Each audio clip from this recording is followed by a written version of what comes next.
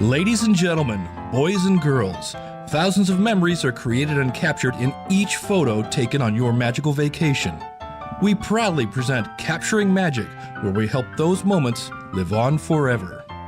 Hey everyone, welcome to Capturing Magic. I'm Steph from CapturingMagic.me and TheDailyDigi.com. I'm here with my co-host Brittney Leavitt, who can be found at BritishDesigns.com, where she creates digital scrapbook supplies. Hi, Britt. Hi, Steph. We have joining us this week Shannon Kay, who is a previous cast member and also a very often frequenter to Disneyland parks. Right, Shannon? Yes. And you're also a photographer and you have lots of stuff going on. A digital scrapbooker. Yes. Are you newer to digital scrapbooking or? Not really. I just haven't been very consistent. I started doing some digital scrapbooking in about 2004. I never did any paper scrapbooking or any non-digital kind of scrapbooking. I had a web and graphics design background, so I don't like paper. Right. It feels funny. I can't cut. I literally got sent home with a note from kindergarten that I needed to work on my coloring and cutting. And it's not for me. But so I started dabbling in some digital scrapbooking about 2004-ish. Actually, as an incentive to remind myself to take pictures. But, I didn't have as much to take pictures of and to scrapbook until I got married and had a kid and stuff. So I have a 2-year-old now, and obviously there's more pictures and more scrapbooking and stuff. Yeah, those first few years of life, it seems like we take tons and tons of pictures, and then the older they get, the more it slows down, just because there aren't as many new things going on. Mm-hmm. Those first few years, there's so many new landmarks that are fun, and kids are more cooperative when they don't know what's going on. And they're so cute and little, and they just everything they do is cute. Everything they do is cute, no matter what. Yeah. So you can be found at ShannonKay.me, and it's ShannonKay.me. Yes. And there people can find links to your Flickr, Twitter. You have everything there. Yes, I'm an early adopter. Yeah. That's perfect. I noticed that you're an early adopter because there were a couple that you had up there, and I have no idea what they are. Oh, what picture? Glue. Oh, Get Glue is like, it's checking in, but like instead of checking into a place you're at, it's like checking into something you're watching. Oh, okay. So like while you're watching TV, you can check into a show and stuff. So interesting. If you don't go that many places, it's good. I did that for a while. I got hooked on getting the stickers, but then I kind of forgot about it. Yeah, I come and go. Sometimes I'll like be watching and I'll like check in every single episode of something, and then sometimes like I won't check in at all for like weeks. Yeah, because then they'll send you actual stickers. Like you get physical stickers of all the. Yeah, it's fun. Like I got really obsessed with it when they were doing Downton Abbey stickers, and I had to have like every Downton Abbey sticker, and so I had to always remember to check in. Yeah, when it's actually airing. Yeah, that's my problem. Yeah. I usually never watch anything like live on TV. Exactly. And stuff. So I have to like think about it alarm or something. Try and check. Usually, what happens if I'm actually checking in when it is on and the sticker is gettable is I see that someone else is checked in, or I happen to be, following someone who checks into it, and I'm like, ooh, they got that sticker. I want that sticker. I want that. That's fun. And when you go to the parks, who are you usually going with? Most often, I'm pretty much always with my daughter, Guinevere. She's 2, as I mentioned, and the other people change. Sometimes my husband, Jared, is with us. A lot of the times, my Aunt Melody is with us.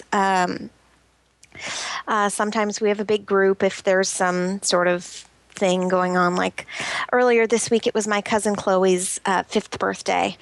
And so we all went. It was so hot that day. It wasn't the best. Or no, this was last week, last Monday. It's only Tuesday of this week, so yeah. It feels like a long week to me already too. Yeah, yesterday I kept thinking it was Tuesday already, but it was actually last week. We haven't been to Disneyland yet this week, and so we had a bigger group, and I'm almost always with my daughter Guinevere, except on the odd date night. Right. So you mentioned when you emailed me that you have more pictures of your daughter at Disneyland than you do any other park. Any other place. Any other place. Oh, wow. Yeah, I'm almost certain that's true. Any other single place. I mean, maybe at home I have more pictures of her at home than at Disneyland, but do you really take as many pictures when you're at home as when you're at Disneyland? No. You probably don't. So the amount of pictures per, hour at Disneyland is so much higher than the amount of pictures per hour when you're just at home is, even though I'm at home more than I'm at Disneyland. Yeah. I think it's probably true. She's definitely been to Disneyland more times than to like a regular park, I think. I am a little envious, I must admit. Yeah. And you mentioned that also that you're a previous cast member. What did you do? I was in the character department. I was an entertainment host. Oh, fun. That's exciting. Yeah, so those are the people with the yellow buttons, and they walk around with the characters and answer your questions and tell you when they're leaving and coming back. Cut the line off and all that good stuff. Exactly. Yeah, I can always tell when a character's leaving because, I know where they walk to and to get in and out. I'm like, oh, they're leaving. And, oh, hey, it's 5 till, their 30 is over. Right. It's fun.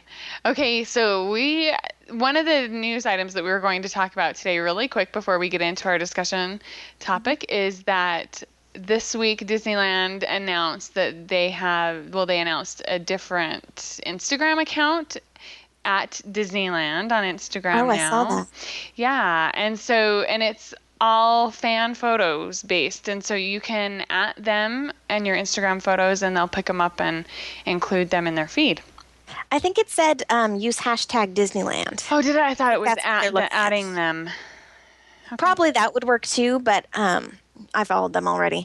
And I'm pretty sure they're looking at hashtag Disneyland. Okay. Even on their Disneyland Twitter account, like their official Twitter account, like I'm pretty sure they look at that hashtag because they've responded to my pictures and stuff a lot of times.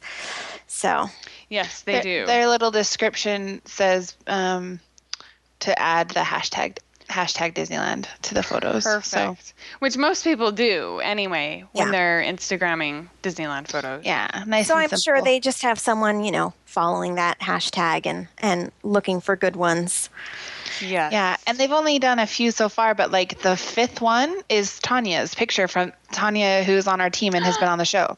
Oh. So she was like their 5th photo ever. It's of Radiator Springs Racers. Oh, I even pulled that up and liked it, and I didn't notice.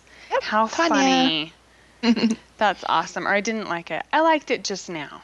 Okay, good. I did pull it up though, but I didn't. That's really funny that I didn't notice that. Here it is. Yeah. So yes, they will. They do look at the other tags. When I was in the parks and I got to meet up with the Twitter Disneyland people, they said that they have a whole entire team that does their social media, and so it could be somebody different based on. I'm sure they do. And just a whole bunch of people that are working on it. That makes sense. Yeah, it's pretty exciting. I can't wait to see more coming from them. Yeah, it's exciting to see people's fun memories. I love to search on the Disneyland hashtag just to see what people are doing. Yeah, it's really fun. They mentioned that Disneyland is the #1 Instagrammed location in the U.S. That's amazing. I read that. I was like, what? Yeah, pretty exciting. Pretty exciting stuff. Yeah. So, okay, our discussion topic today, we are going to be talking about photography tips in the park with Shannon because she has just beautiful pictures of her daughter and family members that come with her to the park. And that can be a tricky thing, especially in indoor locations, different shows and things like that. But you really have some great photos in all of those tricky spots. Thank you. So, yeah, I can't wait to hear what tips you have for us today. Are you ready to start? Okay. Do you have a question, or do you want me to start with a tip? No, just jump in with a tip. Okay, well, I think probably one of my top ones is using a high shutter speed, and that helps, especially with having a 2-year-old. That's one of the biggest reasons that I just use it all the time. I almost never go below 250. And if I'm like out and it's, bright and stuff, I'll go higher, 500, 800, whatever. I most often have my DSLR set in shutter speed priority mode. So it's on my camera, I have a Canon 60D. It says TV, and that's the shutter speed mode.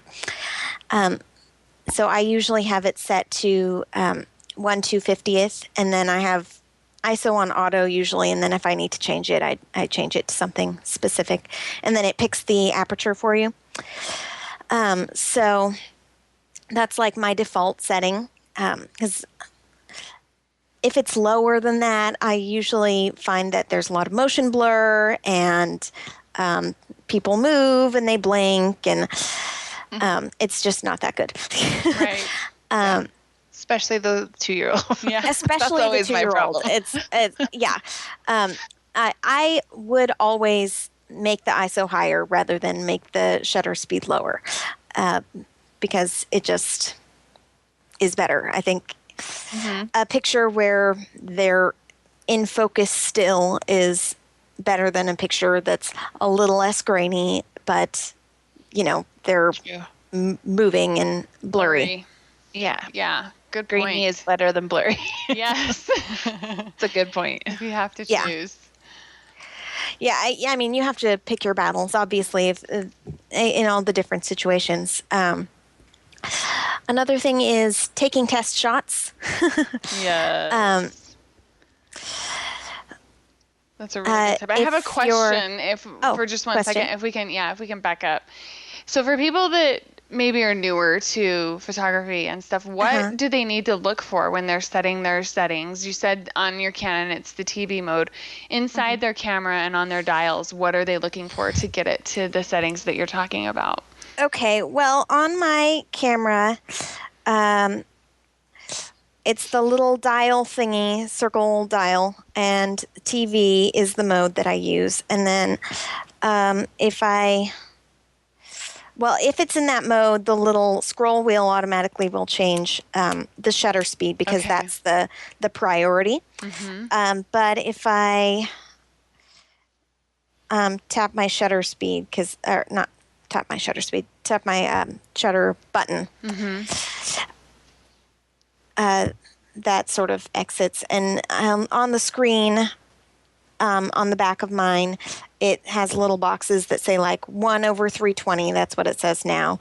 ISO auto, that sort of thing. And so on the 1/320, that's the shutter speed. That's what I want to be high. I usually leave it at 250, and then if I'm out and it, it's bright or there's something especially fast I want to capture, I'll turn it up. And then under ISO, I usually leave it to auto unless something weird's going on and I need to change it to something specific. Usually that happens like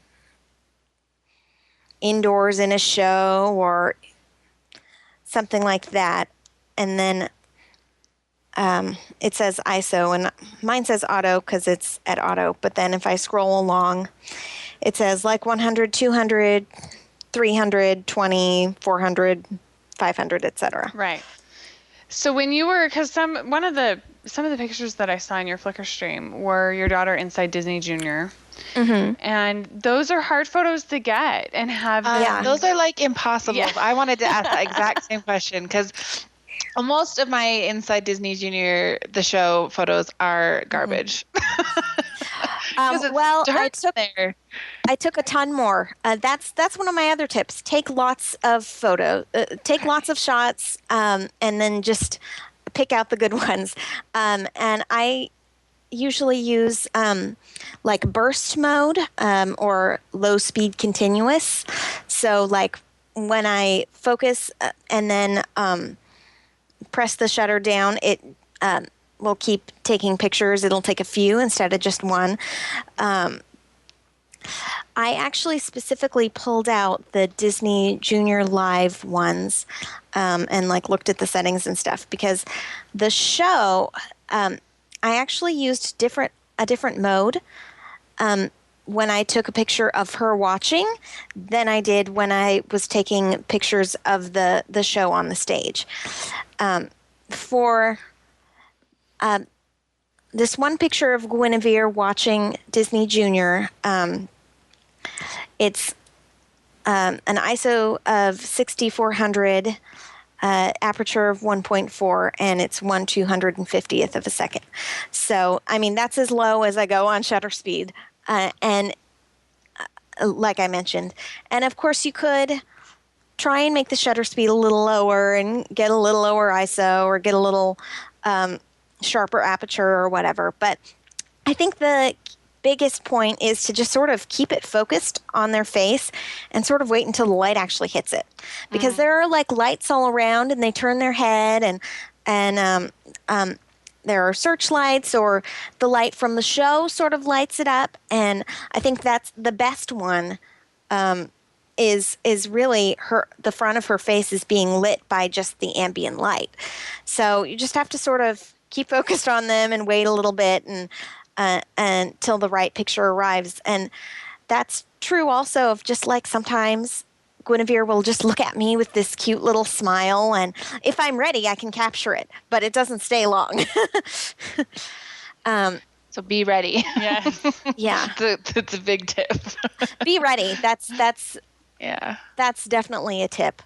And in comparison, my pictures of the show in the Disney Junior show are a lot different. I think I had it on manual mode for the show part, and then I switched it to the shutter speed priority mode when I took pictures of her, so I could just sort of switch back and forth, you know? Mm-hmm. So on the show, because it's like lit and the characters are lit brightly, but all around it is dark, you don't want your camera to like compensate for the darkness around it, because by itself, I mean, the camera doesn't know what it's looking at. It's going to try and make everything look sort of the same. So I had, on this one with Sophia, I had an ISO of 800 and an aperture of 3.5 and also 1/250th of a second. And so like it's the same room as when I was taking a picture of Guinevere, but the stuff on the stage has its own light, and you basically have to try and just expose for that lit part, because you want the darkness around it to be dark. You don't really want to see the scaffolding sort of to the side and that sort of thing. That's where the magic is. Right. If you just have like an iPhone or something, you can try and sort of just tap the brightest part of what you're looking at. And that'll be the best way, I think, to try and just get the lit part. And that's true of like dark rides too. It's sort of like the moon. They're really bright, but surrounded by darkness. Mm-hmm. So you have to use a lower ISO or a faster shutter speed than you think you would need, because otherwise you're just going to get like sort of like washed out around everything around it, and then the stuff that's actually lit, what you actually want to see, it will be blown out and sort of funny. Right. I'm excited to try and shoot in shutter speed priority, because I've never done that.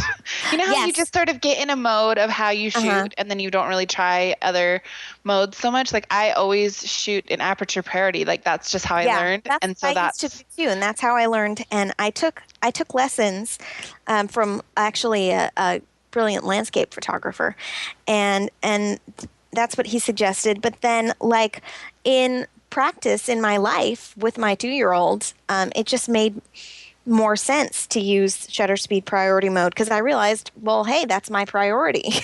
Yeah. And I mean, there are still times when I use aperture mode, but usually it's for things that are still.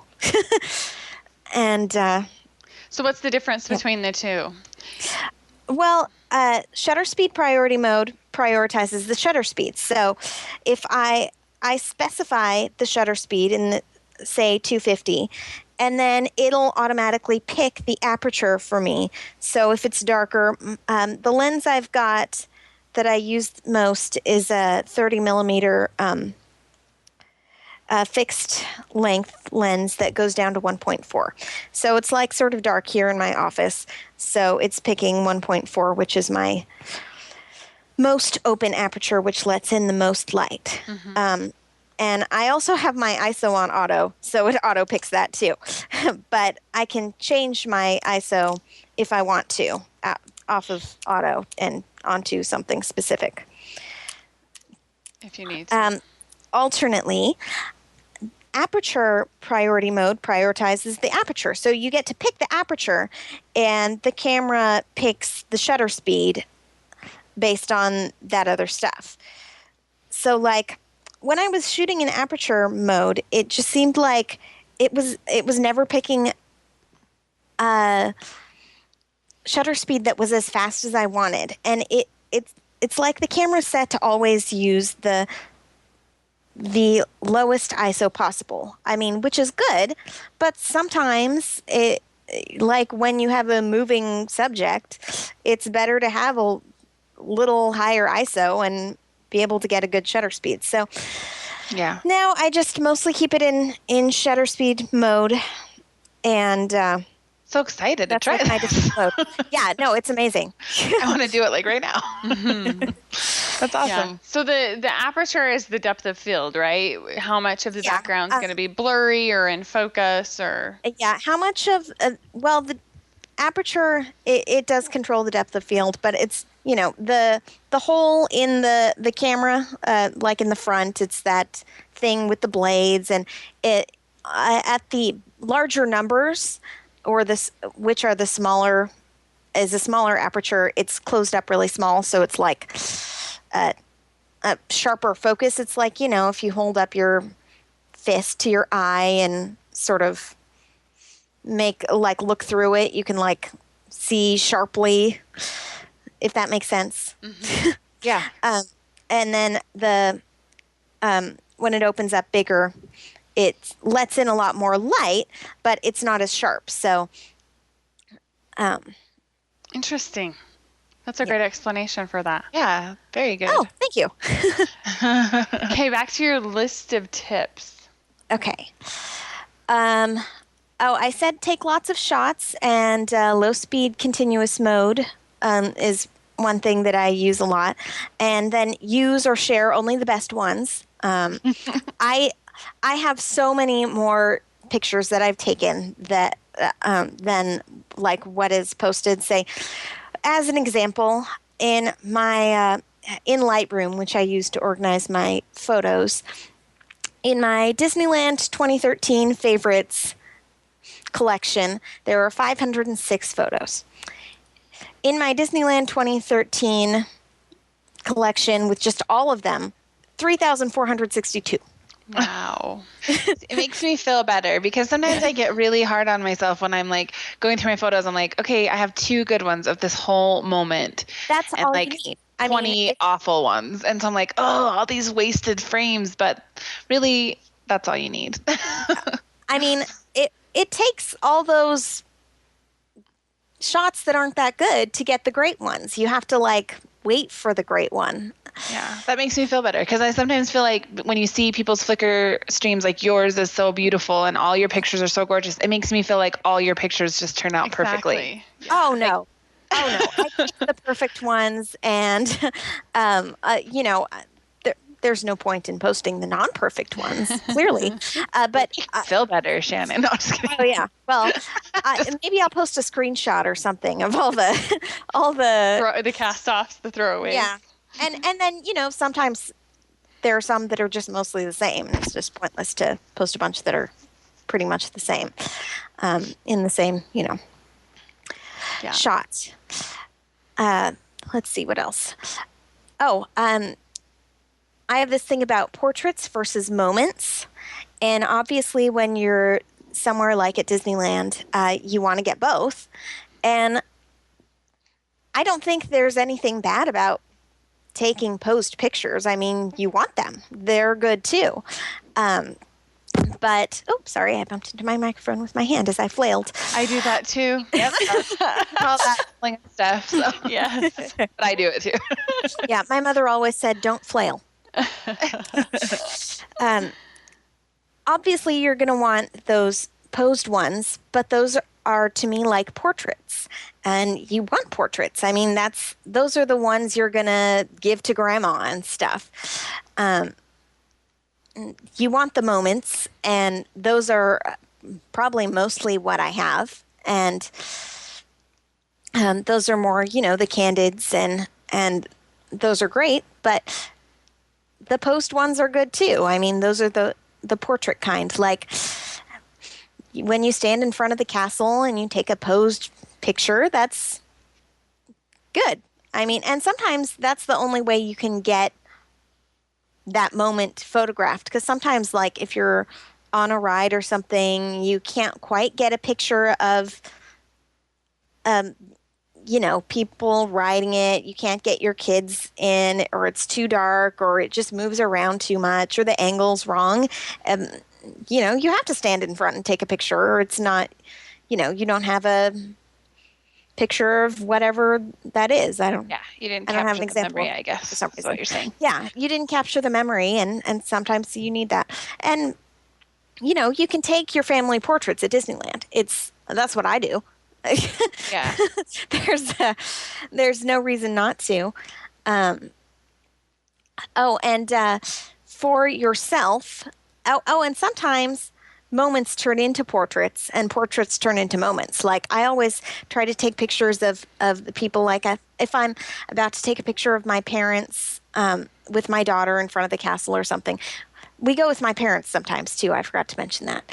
Sometimes we're on our way to Disneyland, and I'm saying to Guinevere, what do you want to do?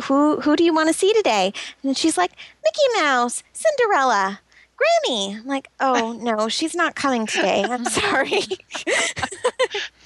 That's adorable. That is cute. Yeah, but sometimes, like if I'm getting ready to take a picture of, say, my parents in front of the castle or something, like I'll take pictures of them getting into position and all that stuff before they start, their poses. And then, I'll take some after. Maybe they're laughing because my dad's made a funny face, and because he smiles weird or whatever.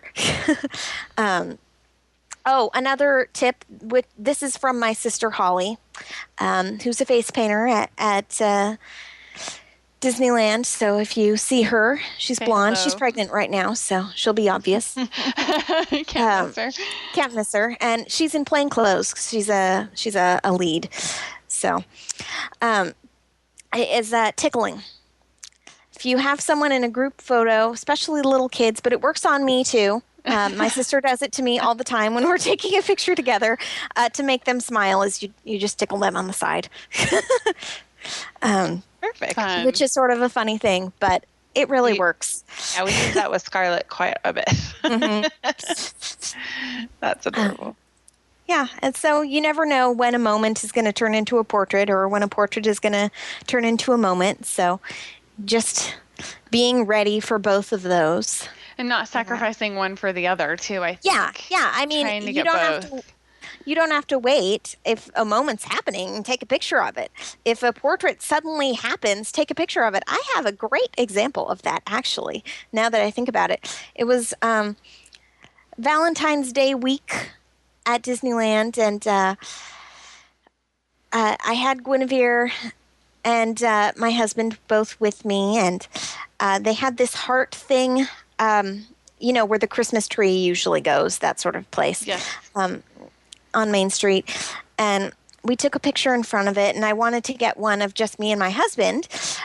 So I put Guinevere down, and she walked over to the little fence thing.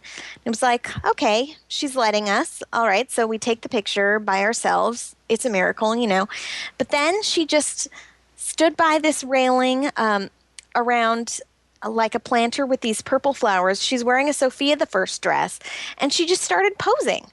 Cute. Like, cutest little, like, she looked right at the PhotoPass photographer. She smiled, real smiles, everything. And, that was a completely non-planned moment. So it was maybe technically a candid, but it was also a portrait. Right. Awesome. That's a perfect example. Yeah. And that's kind of what you want. I mean, the whole, like, lifestyle photography trend, it's, just go to Disneyland. Yeah. It's kind of similar. Since we're talking about candids, do you have tips for catching those good candid moments, or do you just get lucky as you take lots of pictures? I think both. I think you have so many. Yes. I mean, you have great, like you call them portraits, where it's like, whether it's with a character or whatever pose. Yeah, but I noticed as you're going through, there are so many great candids that you get. Yeah. With characters is another example, if I can segue a little bit, of that portrait and moment thing.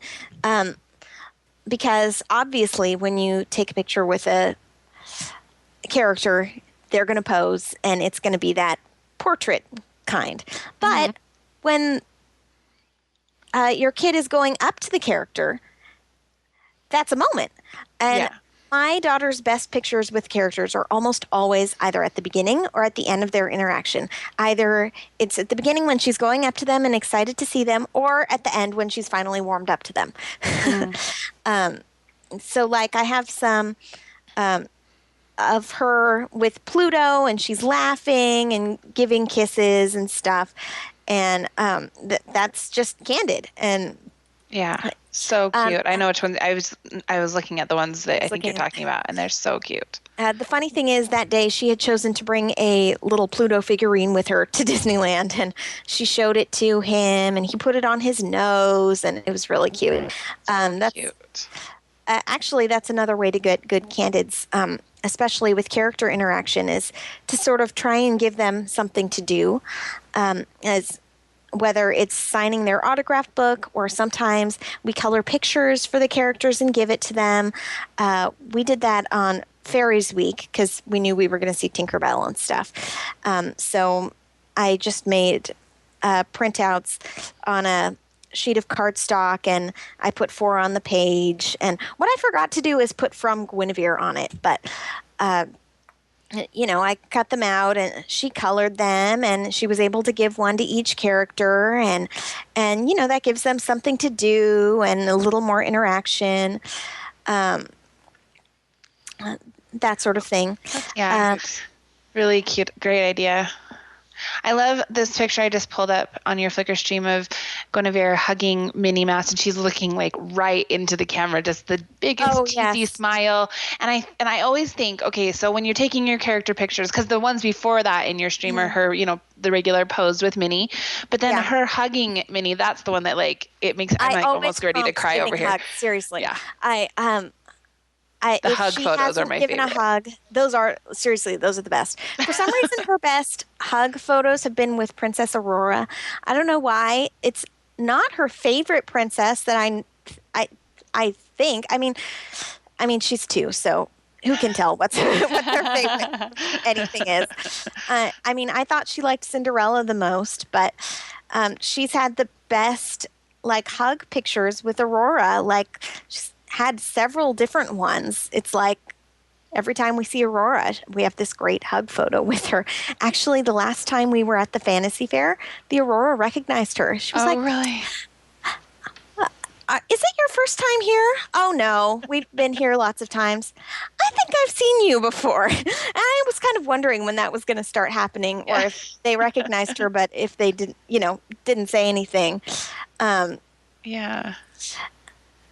So I just prompt to give a hug, or she'll blow kisses and stuff. So I feel sad when she is waving and like they've already turned away. That I feel bad. I feel sad that the character missed the wave. Like, because I know, because I worked in the character department. I know that it actually, means a lot to them when they see a really cute kid waving cutely, and it's that moment, because there are not good moments too when you're in the character department, and I can only imagine. Yeah, I was going to say, yikes. But I think those hug pictures and just the interaction with the characters are my favorite ones usually, and they do the poses, but. Yeah, making sure that you're doing both the posed pictures, and then it always makes me so sad because I always watch people take pictures while we're waiting in line, the moms before us or whatever, and they'll take their picture of them looking at the camera, and then they put their camera away while their kid hugs and does all this cute things. I'm like, no, keep taking pictures. It's so adorable. Seriously, I specifically remember a time when I was working there, and there was some time, I can't remember what character it was, but he started dancing with the kids, and there was a bunch of kids, and they were dancing, and some of the parents said, "Oh, this was better than a picture. It was better than an autograph, etc." Because they got to interact with the character, and it was great. And then there are other times when the parents okay, well, now stop and take the picture. Yeah. And we're like, I'm like, what are you doing? Take a picture of that. Seriously. They want to get their picture and move on, I guess. But that's the best stuff. That interaction, that's the best stuff. That's what you're there for. Why take your kid to see the character if you're just going to have them stand there? Yeah, sometimes I think we get caught up in getting that picture and autograph and not really remembering that we're taking our kid to meet this character. Like they really are going to meet them. They're not going to get their picture. They're not going, the whole point is for them to meet them and to see them. Yeah. Yeah. It's not, the point isn't to go up, get your picture and get out of there.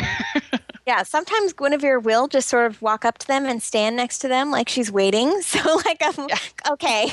They're trained. I do try to think of,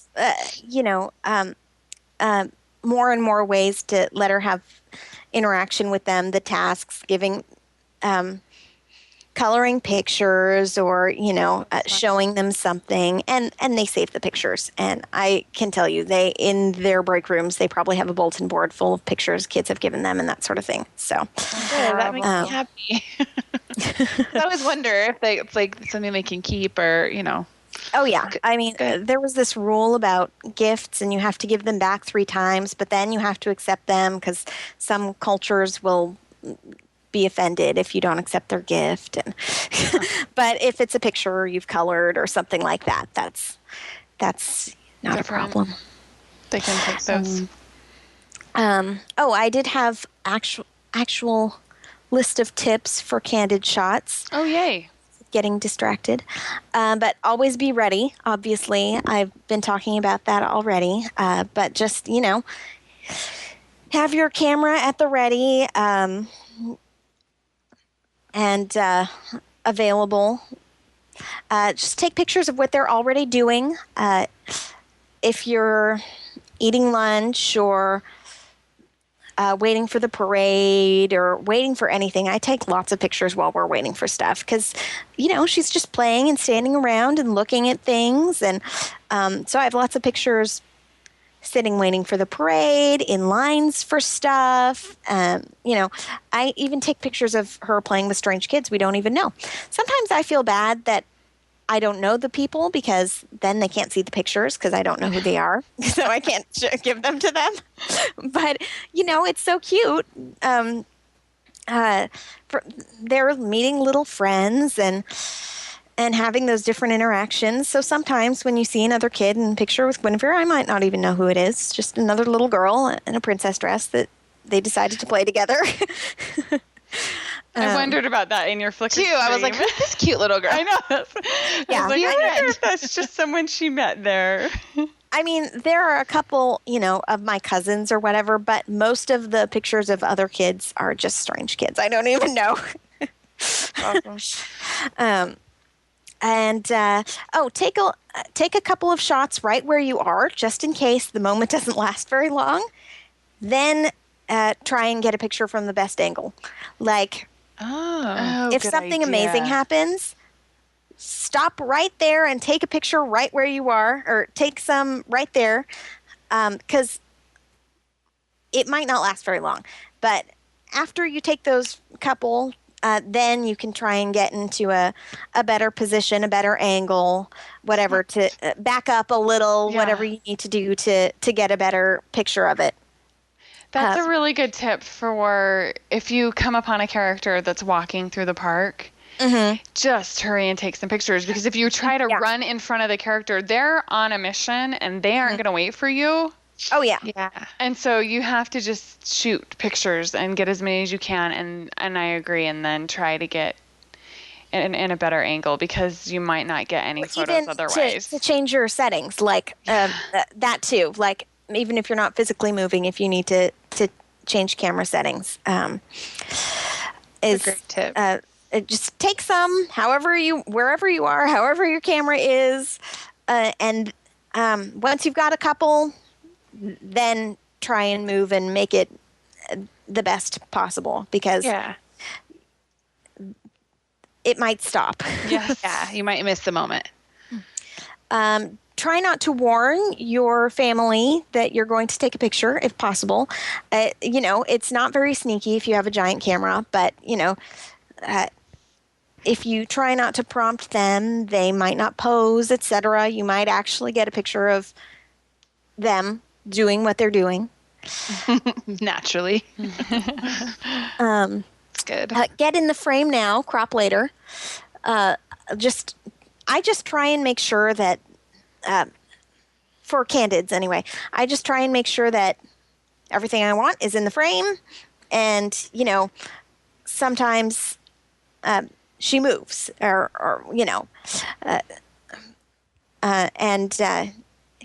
if I'm too close, she might move out of the frame. So I just try and make sure she's in the frame, and then I crop later. That's a good tip too.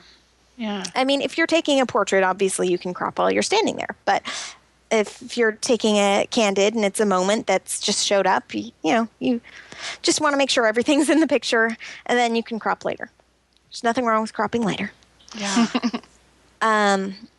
When you're with a group, take pictures of people walking from the back, especially if they're holding hands, and, you can see the atmosphere around them and stuff like that. And this is good if you have people who are afraid of cameras. Because they can't see you. Yeah, adults who are afraid of having their picture taken. Yes. And, That's a really good idea. Smart. I love those photos too. Anytime I see people taking those kinds of photos, they're great. Mm-hmm. Yeah. Definitely. I think those are all the written down candid shot tips I had in my notes. Those are some really good ones. We skipped the nighttime thing. I think we went right to the dark ride indoor. Unless you have it. Oh yeah, we didn't talk about dark rides. We jumped into your Disney Junior ones because we wanted to know about it. We were on the edge of our seats to find out how you did that.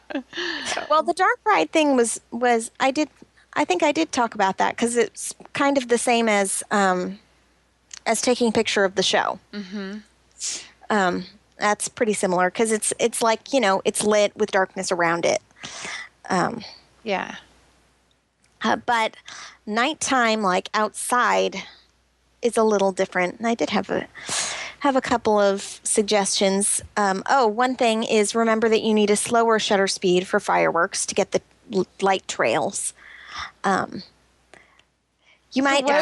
What would you shoot in then for fireworks? Let me see what my last pictures were. Yeah. I would shoot in. I would probably shoot in shutter speed priority. But I would probably turn down my exposure compensation, or I would set my ISO manually. I wouldn't leave it on auto, or it would try to brighten all the sky around it. Yeah. Since it's on a low shutter speed, it wouldn't have to. It wouldn't have to be dark, and the camera wouldn't know that it should be dark. Let's see. Usually I'm holding my camera by hand, because there are people who take their tripod to Disneyland, but I don't think they have toddlers with them. Oh, that would be scary. Yeah. One too many things to worry about. To do really good firework pictures, you should probably have a tripod, but I never do, of course. So I just try and set it on pretty much the lowest shutter speed I can without getting camera shake and stuff. I think I've done like 1/20th. Let me see. Here's some fireworks. Oh, this is all the pictures. Okay, let's see. I have one that looks decent that's at 1/10 with an ISO of 1250, aperture of 3.5. That's my problem. I had switched to all the Disneyland pictures collection. I only want the good fireworks pictures as examples, obviously. Let's see where I'm at. I apologize. I think I remember using 1/40 last time. Here's a nice one. ISO 800, f-stop 3.5, 1/20th of a second. And I've got this one with fireworks trailing. And then you can sort of see the castle glowing a little bit. I could maybe have done the ISO a little higher and you could see the castle a little more, but the darkness is really black. Slow shutter speed, right? Yeah, it's pretty slow. Yeah. Because, you think at first, well, fireworks are fast, and they are, but they leave a trail of light, and a camera, captures just the light that's there right now. So if you use a slower shutter speed, they look, like the arches, like you're used to seeing. You can see the trails of light. If you use a faster one, it just looks like pinpricks. Right. Yeah, I've noticed you don't want that. No. Not pretty enough. Not magical enough. Not magical. Yeah, there you go. We need magical fireworks. Yes. Let's see. Oh, I had a good one for iPhones. Oh my gosh, I forgot one of my favorite recent tips. It's not for nighttime, but outdoor daytime flash. It's like my favorite thing now. It's amazing. All of the PhotoPass photographers use their flash, I've noticed, during the day. Yes.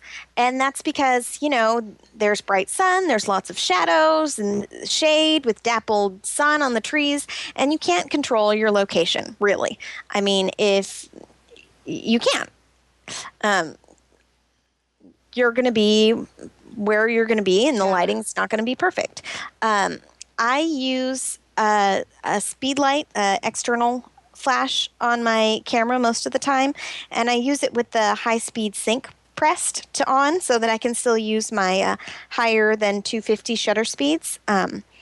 With the regular on-camera little pop-up flash, it can only go up to the shutter speed of 250 with the flash on. So that sort of competes with my desire to have that high shutter speed, but it's actually one of the things that the on-camera flash is actually good at is doing like fill flash during the day and stuff, because you don't have to light the whole scene. You just have to sort of blend the light in that's from the background. Like if there's a lot of light behind them, they're going to look all shadowy. But if you turn on the flash, then it lights them from the front and they're lit from the back, and everything's good.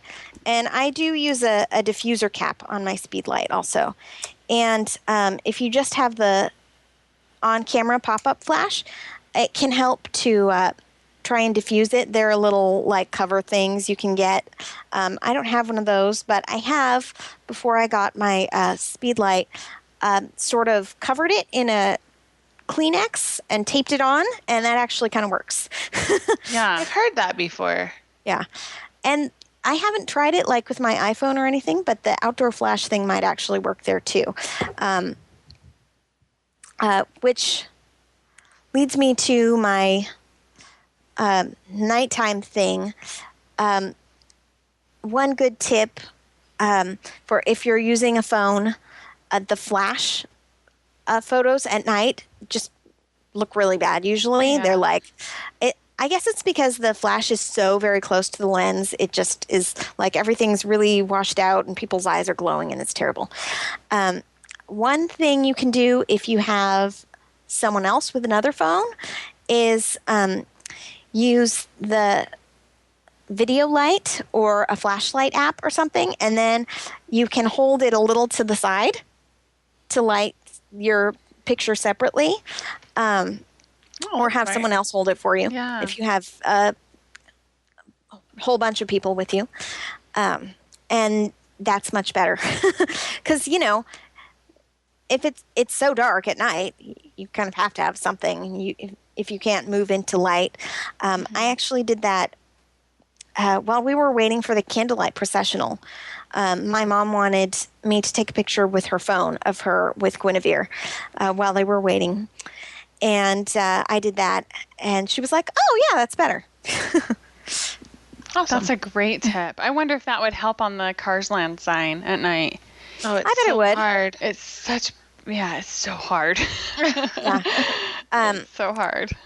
On my DSLR at night, I usually use my Speedlite, and I have the diffuser on. I just use the plastic cap thing. I think it's called the Omni Bounce.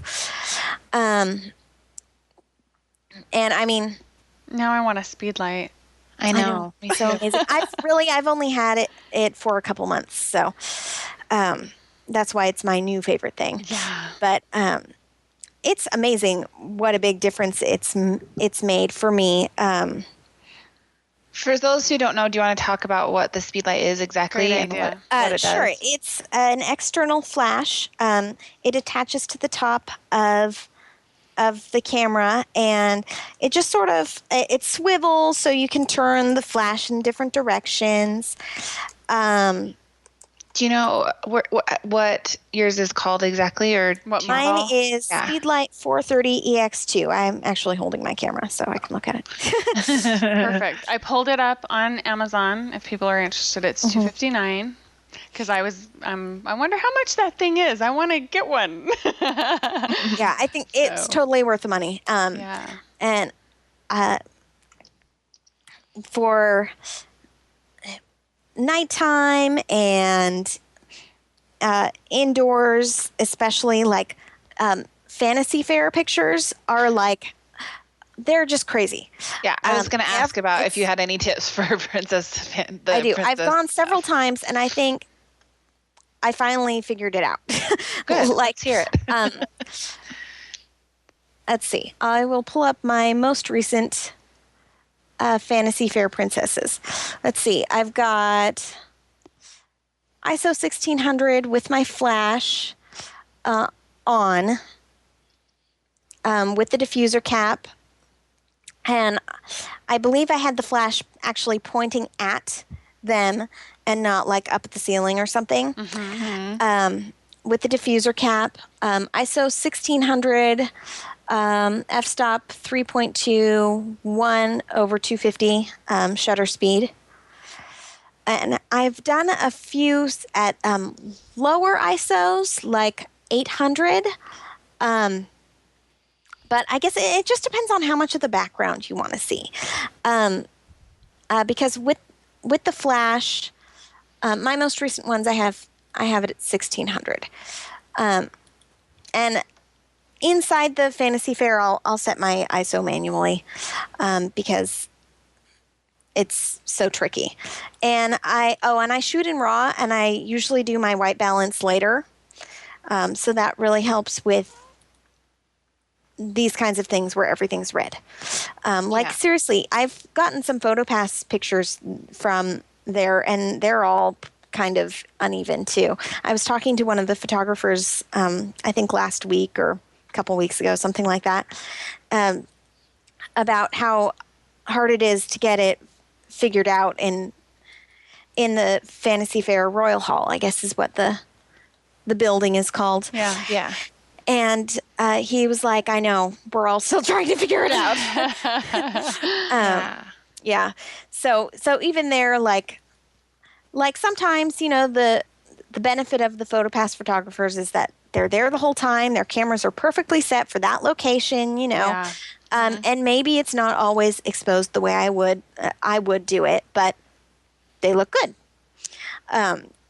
But like these are like, it's just chaos. Everyone's just flying by the seat of their pants. There's nobody knows what's going on. So some are better than others, apparently. And yeah, I shoot in RAW and I set the white balance later. Usually I use the whites of someone's eyes, if nobody's wearing white. That's a good idea. And that usually looks pretty good. And then I find one that has good like eyes or whatever to white balance off of, and then I copy that white balance setting to the other ones in the sequence in Lightroom. So you could. It would probably be better if you could set a white balance while you're there, but who has that kind of time? And it's not like you can do it ahead of time because, you can't see them ahead of time before you go in. Right. Yeah. That is one of the benefits. There's not a lot of time for test shots. No. There's not a lot of time for test shots. That's one of the problems. Yeah.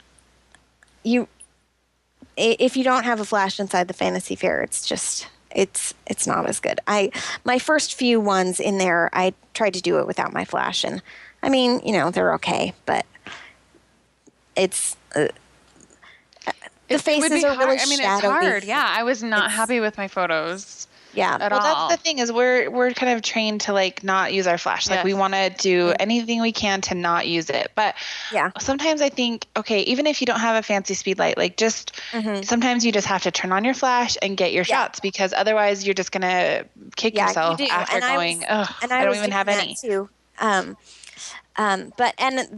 And even little things like putting a tissue over your pop-up flash can help, to diffuse the light and make it softer and more nice looking and flattering. But and the lighting in there is really weird. You'd think that a place they made for people to take pictures of princesses would be like perfectly lit. You wouldn't have to worry about anything, but no, the light's like coming down from the ceiling and everything's red. It's like, it looks nice in person, but what are you thinking? Come on. Exactly. I wondered the same thing. Yeah. So. Yeah, the PhotoPass people need to have a little bit of input on the mood lighting, I think, in some of these locations. Well, it seems like something easy to fix, too. It's not like we're asking them to change the carpet or the background, just the light. I mean, just add a couple of spotlights that there they are no can stand windows in at all or anything like that. I mean, it's nice to be inside and have the air conditioning and everything and have a cued location, which is, of course, what they wanted. But I was excited when we walked into Disneyland one day and saw Cinderella at Main Gate, because I was like, I can get some well-lit pictures. Yes. Score. And, of course, Guinevere doesn't know the difference. She gets to see Cinderella either way. But I still used my flash there. And it filled in their little eye sockets.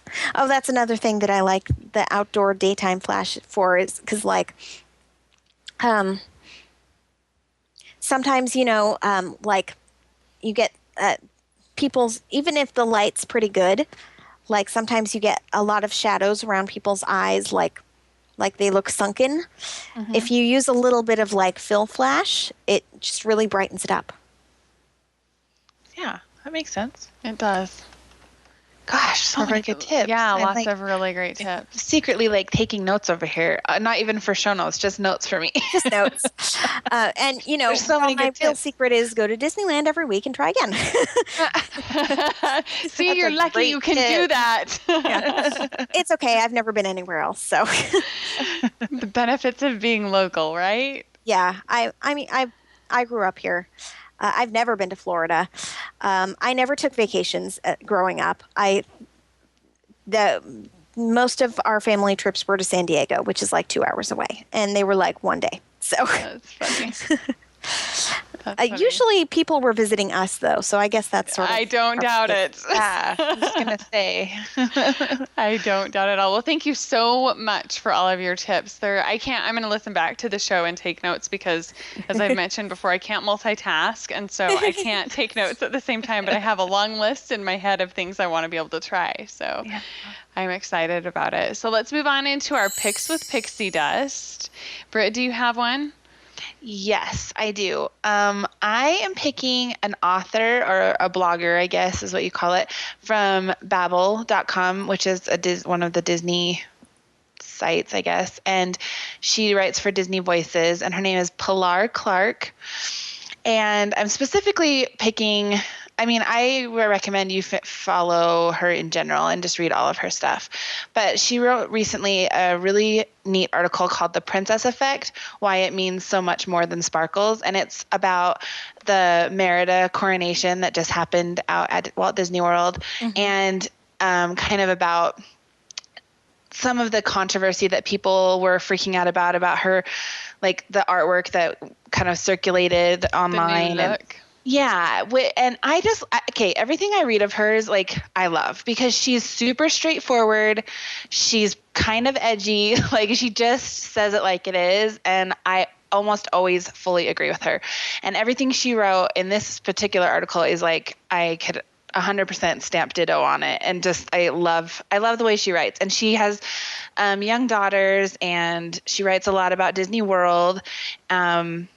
But it's really good. I just love her style of writing. So I highly recommend Pilar Clark's blog on Babbel. So I'm excited to look at that. I've been noticing a lot of her stuff recently too. And her name kind of stands out because it's different. Yeah, and it's different. Yeah. Yeah. I think I found her because I follow the Disney Voices on Pinterest because of the Disney sisters who we had on the show long ago. Yes. And so I follow, because they write for Disney Voices now too. So I follow that board on Pinterest, and so then I started seeing her stuff pop up, and she has great titles, and so I just started reading her stuff, and I really like it. So great. She does good stuff. Some stuff's about news, some's not, and she's kind of got this geek girl thing going on. She writes a lot about Star Wars and Star Wars Weekend and stuff, and I don't know, it fits with me. I like her a lot. So perfect. Yeah. Perfect. Shannon, do you have a pick? Yes. It's the Perfectly Clear iPhone app. And I mostly take pictures with my DSLR. I didn't mention this, but I probably should have. Even when I post Instagram in the park, it's almost always from my DSLR because I use a SD card reader for my iPad mini. And I actually import my pictures to my iPad mini while I'm in the park, and I do, and so that I can post some pictures then. That's awesome. But that is so cool. I know, I'm super crazy. So I'm you're super high tech, and I totally love it. Yes. Yeah, I'm married to a video game developer, by the way. So. I know, I saw that on your Twitter or somewhere, and I'm like, that's so cool. So cool. So I actually have 2 SD cards, and as soon as I take one out, I put the other one in, and I put the one with the stuff on it in the card reader, and I plug it into my iPad mini, and it has mobile broadband, so I can, post from it and stuff. Nice. And it imports my pictures, and then I can post a really pretty looking picture right away. But sometimes I will take a picture with my iPhone. Say I'm at the store and I didn't bring my DSLR with me or something, or my Insta weather pictures are almost always actually from my phone. And they're like, usually an atmosphere picture I like to do for the weather. And Perfectly Clear is just this photography iPhone app. I think it's $2.99, and it does just really good basic like touch up on the photo. And then you can manually adjust a little bit, like just up exposure or sharpness or whatever the picture needs, just to make it look a little better. Usually it can adjust sort of the white balance and the contrast and that sort of thing. And I usually use that if I've taken a photo with my phone before I post it somewhere. Okay, so back to this whole moving photos around in the park. She's like, that's great, but let's go back. Yeah, I'm like, I really like that app. It's fabulous, but sorry, I forgot to mention that. It's the camera connection kit, and there's one with it. There are ones with like a USB plug, and one with an SD card reader, and I have the SD card reader one, and I use it with my iPad mini. It does not work with the iPhone. I have tried. Or I would just use that. Yeah. And I wouldn't have to take my iPad mini to the park every day. And I do have mobile broadband on my iPad mini. I have the LTE one, so I can post to Instagram from it after the pictures are imported. Otherwise, I'd have to, I don't know, text them to myself. That wouldn't even work. That's what I was wondering, if you were Instagramming from the iPad mini. Yes, or if you were, I Instagram from the iPad mini, and it's the iPhone app on the iPad, but that's okay. And I just import I have two SD cards. I make sure one is always in the camera, because that's the always ready thing. So as soon as I take one out, I put the other one in, and usually the extra one just stays in the camera connection kit card reader. So, it helps for it to not get lost. And so I just switch them, and I plug it into my iPad, and it says, there are pictures, want to import them, whatever it says. It brings up the photos thing, like when you view your photos and stuff, it's the same app. Yeah, the photo stream, right? Yeah, it's the same as the app for PhotoStream, but it's also like if you synced pictures or your camera roll or whatever, it's the Photos app. Yes. And it just imports them there. Or you can select specific ones to import, or you can import all. And then one important thing, it asks you if you want to keep or delete the pictures from the card, and I always have to pick keep, although one time I accidentally pressed delete because I flailed or something. But the good thing is it imports everything to the iPad, and then I was able to import it from the iPad later when I got home, so they weren't lost. But still, I always press keep, and then I just use them like normal. It's like they're on my camera roll. So actually, they do go to my personal photo stream and everything. So that still works even though you shoot in RAW?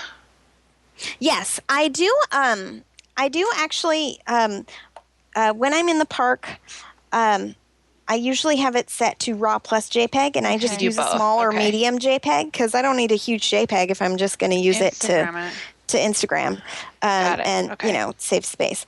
And the RAW is the main one. Obviously, when I go home and import it, I'm going to use the RAW and fix it in Lightroom and everything. And I'm totally fascinated with this whole workflow. This concept. It's crazy. Good. Sometimes it's hard to get a chance to plug it in and do it, but usually I manage to do it while I'm in a line or waiting for something. And then I just close it and stick it back in my purse while it's importing, and it sticks out a little, but that's the coolest thing. There's a little SD card sticking up out of my purse. It's okay. See, Britt, this is another reason I need the iPad mini. There. I was just going to say that. Steph, you have another excuse now. I do. It's true. I do, and it's a write-off and all, so I think I need to be ordering one. It's obviously a write-off. Yes. Obviously. Yeah. There you go. Okay, my pick is, since we were talking about doing the quick burst mode on the camera, an SD card, a SanDisk SD card that I have that I love because it's class 10, which the class on the memory cards I learned from Peppermint on the DigiShow tells you how fast you're going to be able, it will save the photos and then be able to shoot again.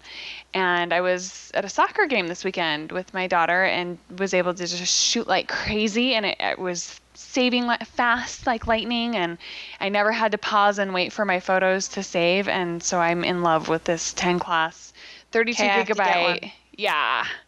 Because I just took Scarlett's 2-year-old pictures because we're 3 months behind. But I was so frustrated because I swear my card is like dying or something because it like makes me wait all the time. And I know it's not my camera. It's my card. Yeah. So I need to get You should switch it out fast because those can like get corrupted and stuff. Yeah. And then you lose your pictures, right? Yeah. So you don't want that. Yeah. I'm pretty sure it's dying because I was like, oh, it was so frustrating. So I'll link up to it on Amazon. It's $35 for a 32 gigabyte, but they have all different gigabyteage on there. I just really like gigabyteage. Is that a word? That's awesome. No, it's not. It is now. They have all different sizes on there, and I like the 32 because I don't like to have to change out my cards a lot. And I've started doing more video when I'm at the parks too, with my SLR. I'm on a 60D as well, Canon 60D. Yeah. And so video takes up a lot of memory, and so having a bigger memory card really helps with that.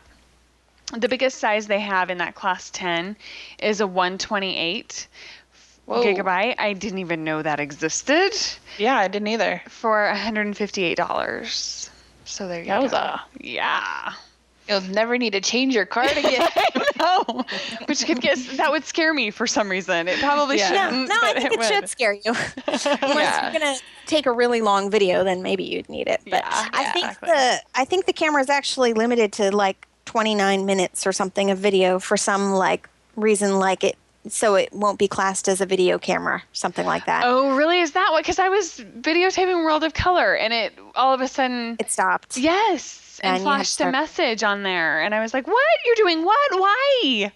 Yeah, I think it's like some stupid industry sort of reason, like so regulation. It won't be classed as a regulation kind of thing. So it won't be classed as a video camera. Yeah, interesting. Very interesting.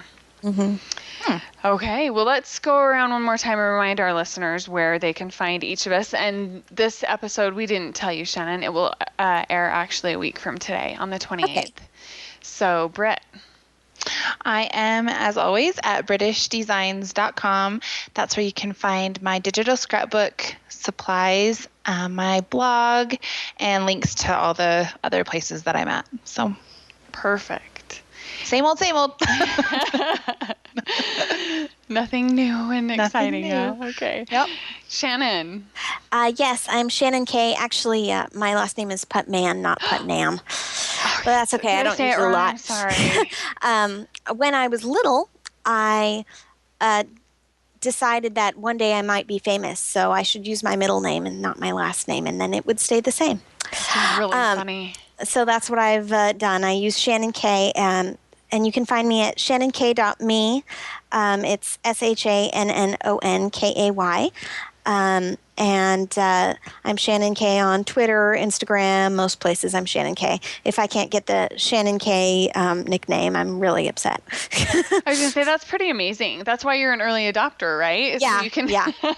It's true. Like, if I go and try and make my username and there's already a Shannon Kay, and I know there are others. I've, seen Google. Them. I have like all the domain names for Shannon Kay now, I think. That was my 16th birthday present, shannonkay.com. Wow. Yeah. shannonkay.me has my blog and links to everywhere and pictures, although mostly it forwards my Instagram, and I occasionally blog specifically. So... Perfect. Thank you. Cool. And I'm Steph, and you can find me at capturingmagic.me and at thedailydigi.com. And I want to mention our apps that are sponsoring the show as well, Capturing Magic iPhone apps. And I know I've been talking about our update for a long time. We had people out testing it over the weekend. We've got more people in the parks today actually testing the update. It's going to be a smaller update this time while we work on getting a 2.0 exactly the way that I want it. And I'm really excited about it. So this update that we're doing right now that we will be pushing out very soon will have social media integration, Twitter, Facebook, Instagram. Yay! We can Instagram right from the app. So you want to check that out, and that's about it. We've got a voicemail tab on the Capturing Magic site where you can leave us a voicemail. We would love to hear from our listeners. We're getting more comments and interaction on the site. For a long time, people just were emailing me, and it's really nice to get some interaction on the site. So please leave comments there, share them with us. If you want to leave us a voicemail, we will include it on a show. So as long as it's Disney friendly, we'll include it on a show. I should be careful about promising that, huh? Yeah.